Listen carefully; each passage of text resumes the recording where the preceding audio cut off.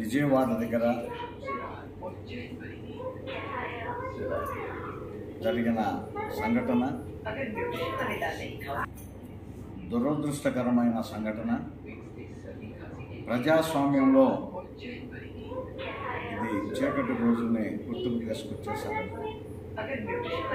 ఎంతో శాంతియుతంగా ప్రజల యొక్క మనోభావాలకి ప్రజా అభిష్టానికి అనుగుణంగా జరగవలసిన ఎన్నికల సందర్భంలో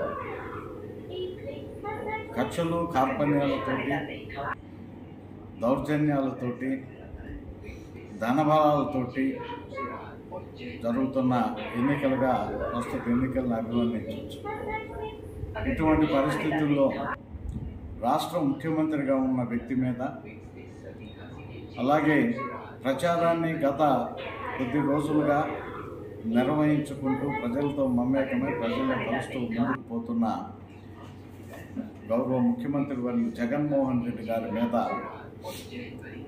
జరిగిన సంఘటన ఏదైతే రాళ్లతోటి దాడి జరగడం జరిగిందో,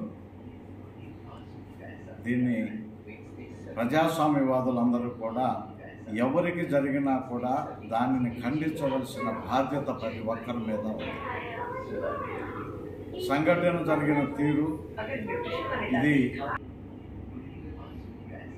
కావాలని జరిపించుకున్నారని ఎవరైనా మాట్లాడితే వాళ్ళ అవివేకం. విసిరిన రాయి ఎక్కడ తగులుతుందో, ఏ పార్టీలో తగులుతుందో అది అందరికీ తెలుసు. దానికి ఒక గురి, ఒక లక్ష్యం అంటూ ఉండదు.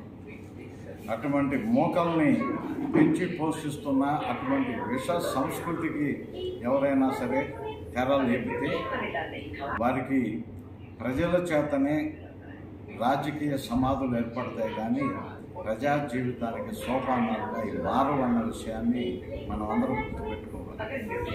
ఏదేమైనా ఒకరికి తెలిసి జరిగిందా, లేకపోతే కొంతమంది మెప్పు కోసమో, లేకపోతే కొంతమంది ఒకరిని టార్గెట్ చేసుకుంటూ ముందుకు పోతే మనకి లబ్ధి చేకూరుతుందనో అటువంటి భావనతో ఎవరైనా ఈ కార్యక్రమం చేశారనేది దర్యాప్తులో తెలియాల్సిన విషయాలు.